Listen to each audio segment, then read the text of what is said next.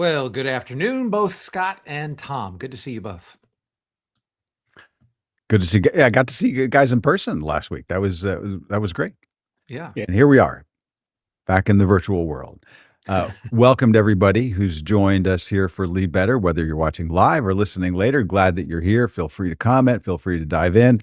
We're talking about today's field note, number 1709. When making requests, are you speaking for yourself or for the organization? And this is kind of to the leader and to the person getting the request. Do I think you're asking me to do something on behalf of the company, or is this you as a leader asking me, how can I help you? Right.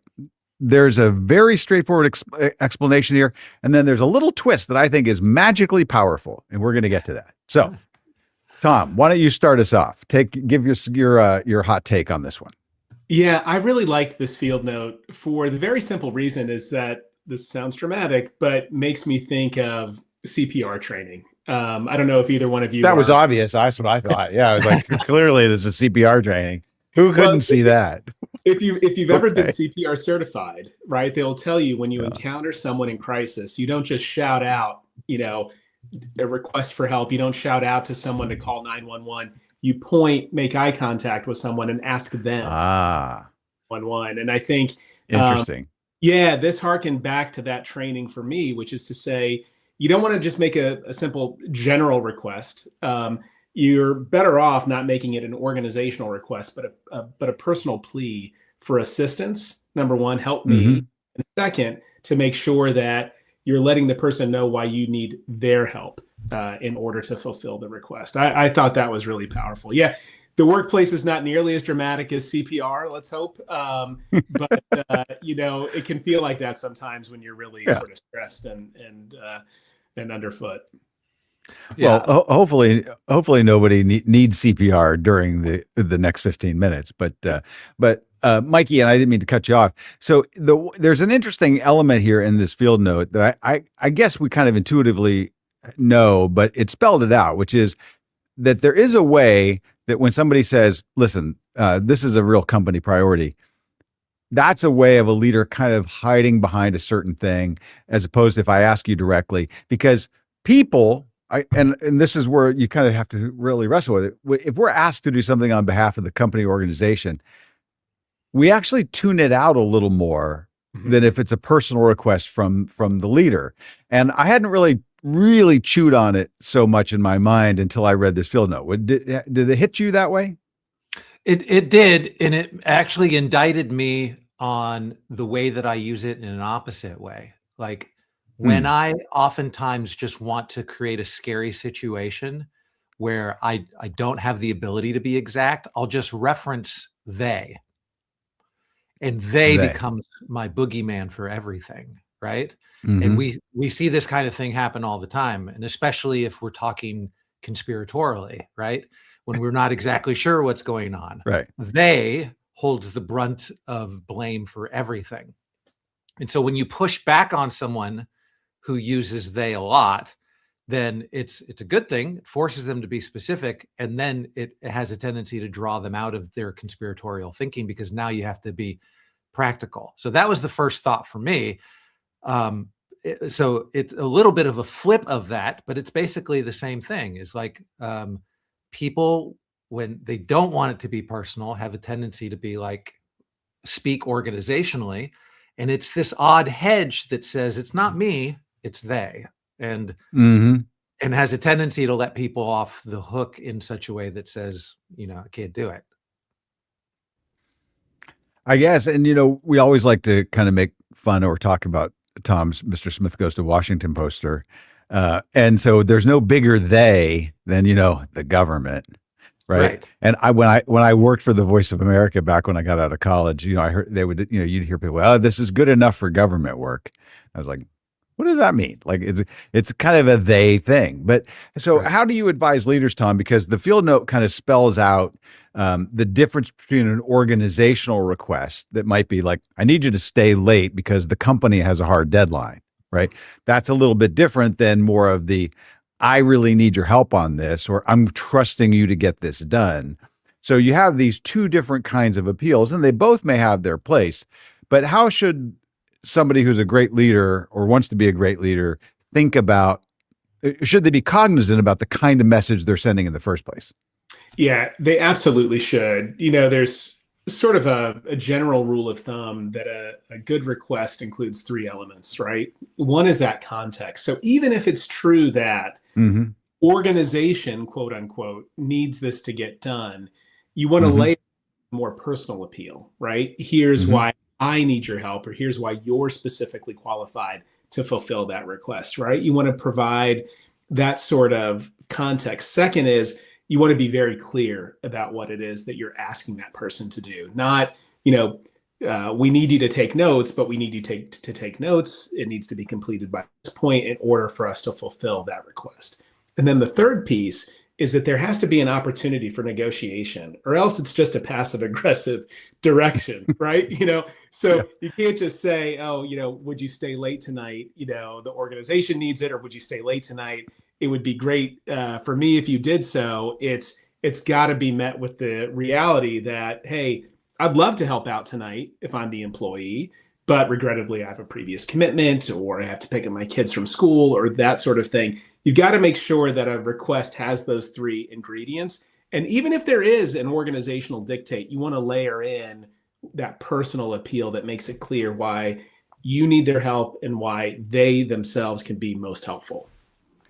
Now, if leaders are facing resistance, it's oftentimes because people, it's listed in the field note here, don't respect the leader, or they hold them as not credible, which is why the weak leaders will oftentimes couch their requests organizationally instead of making an appeal. It's why they do it. So if you catch yourself being more organizational in the way that you make appeals instead of that, then there's the indication that you're a weak leader. But that doesn't mean just change your words, right? Right. Because that's not necessarily what the recommendation here is. So what is, if there's a flag here, that means that, okay, there's something else going on. Does it mean, it could mean build your trust? What do you think the most likely scenario is here of what the leader actually has to work on, not their words? Yeah, I mean, I do think trust building is pretty essential, but how you do that is quite variable to each individual leader, right?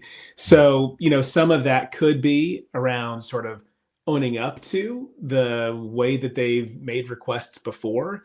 Some of it could be demonstrating that they're willing to do the work, that they're willing to stay late, right? So that you're kind of together in this, maybe sometimes, difficult set of circumstances. It's really a sort of a case by case basis, but I would start with that trust component, like you suggest, Mikey, right? So if you're feeling like you need to make that transition, let's figure out what it's going to look like for you to build trust with your workforce so that you can not just change your words, but change their reaction to your requests. Now, Mikey, do you think that we sometimes talked, and we've talked recently about the idea of why people they want to find meaning in their work, right? We all want to think that we're doing something for a higher purpose, a bigger cause, something that is actually efficacious in the world, whatever that is. And because of that, and we've talked about how leaders will point to things that say, here's what you're doing, and here's why it's so important. So in that context, I guess there's a question which would be, I could do something to make a particular leader happy. I might even see it as worthwhile. But I kind of would feel like the idea that the appeal from the organization, like we've all come together to do this. This is the kind of work we're trying to have as an organization in the world. That should actually have in some way a higher traction than the field note seems to suggest that it is, right? That they is a place that a leader hides behind. So how can we bind those together so that actually the appeal that I might feel, the personal sort of engagement with the leader, but that the they part, the company part, the organization part is actually more empowering because it actually elevates my contribution. I was talking that through in real time. I don't know if that made any sense. So tell me if it did or not. The last several conversations we had have all felt a little bit like, how do you turn what is typically an extrinsic motivation into an intrinsic one? Yeah. And I think that's kind of the nature of like what we're talking about here once again. So I need one person to stay late. That is an organizational request. and I need one person, like all the managers are being asked for all of us to like put one person forward. So there's 10 different managers that are asking one person on their team today to stay 3 hours late on this project. Now, next week, it's not going to be you, Tom, but tonight, I think like in terms of like me putting our best foot forward, I'd love for it to be you. Now, I know it's last minute and I know there's all kinds of reasons why you might not be able to, but I think it'd be a great example for the entire team. And so that's why I'm asking you first. Like, if I do it that way, is that like, it's the organization's fault, but I'm the one who's actually taking the credit that I'm asking you specifically? Is that a good example of this? Or is that still hedging in a way that I shouldn't do it that way? In my opinion, I think it's a wonderful way of connecting the dots, right? And I think it's threading that needle, Scott, that you're talking about. It does help to raise things to a higher level of purpose, right? So that it's not just, I need your help to do this thing, and I'm choosing you to do it because I think you're best qualified, but it's because it is fulfilling a bigger purpose, right? I last night got sidetracked with a Netflix documentary about the 1980 Miracle on Ice hockey team, right? Right. Oh, yeah. The Olympics are a very special set of circumstances where you can appeal to, not just, individual organizational pride, but like national pride. But, that team was able to do something that no one, including many of themselves, thought was possible Right. because they had this sort of bigger picture in mind. And I think, so long as you're not hiding behind it, but you're connecting those dots as you suggest, Mikey, it gives just a little bit more fuel. You just don't want to hide behind it. You want to make sure you're connecting those dots and making the personal appeal.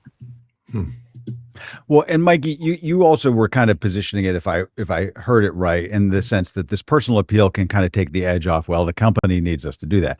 Now, the company needs us to do that is different than, the company needs us to do this. Or right. we have the real privilege of helping the company do this, right? If I see it as sort of really a bigger picture, but the heart of this is the field note is, like in many things in admired leadership, it's the blend, it's the balance, it's the relationships and results, it's the coming across powerfully but also socially attractive and get people to kind of be willing to follow you. So when you come to this one and we're saying there may need to be some organizational heft to this, and then there needs to be a personal sort of appeal to this, that it probably is the positive of both of those that makes the magic. Does that make sense?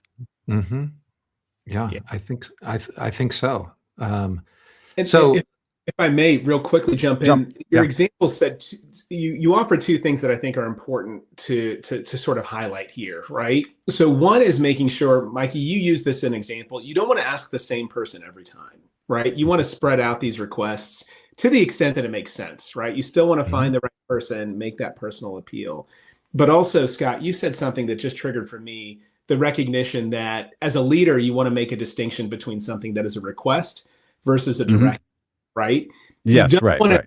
You don't want to like paint the picture that a directive is actually a request. And then, if somebody tries to then say, well, I have, a previous commitment, to say, I'm sorry, you're still going to have to do this. That is going to continue to erode the leader's ability to build trust within the team. So sorry to jump in, but I felt like those were two. Oh, no. Well, look, that's a really important thing, because we sometimes even talk about how, like, corporate life is not exactly like playing on a football team or being in the military, where if you're given an order, you've got to do it, right? There's a different level of compliance.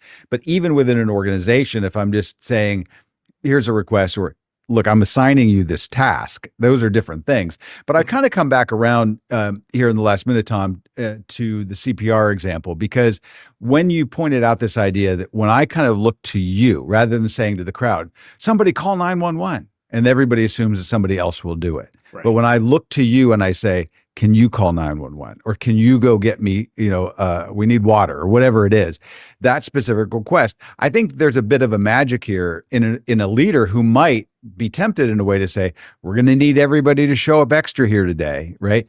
And everybody's like, yeah, I guess I will, or they will.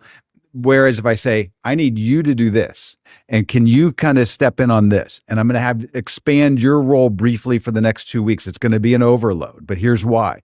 Like, I think that the specificity that you were pointing to is probably a real secret in making the real message of this field note come true. So that, at least that's the way it felt to me. Yeah. I need you to call 911. I need you to rip off your right pant leg and create a tourniquet with it. I need like pointing out like that kind of thing in like if it's a corporate environment, you'd be like, oh, how rude, right? But in the context of like an emergency crisis, you asking me to rip my pants up is very appropriate, right? Mm-hmm. And Right. and you pointing at me to say it is a fine thing to do, right? And so I don't know why we wouldn't naturally think that makes its way down into non-crisis areas as well, that we're asking people for specific and what I need from you. Right. Yeah, absolutely. Yeah. Context, clarity, and the opportunity to negotiate. Those are the key ingredients to a good request. Right.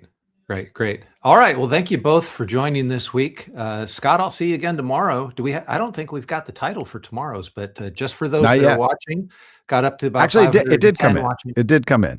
Okay. We've got about 510 watching on Substack. And so they might tomorrow's know that tomorrow's field note title is encouraging more contribution in team meetings.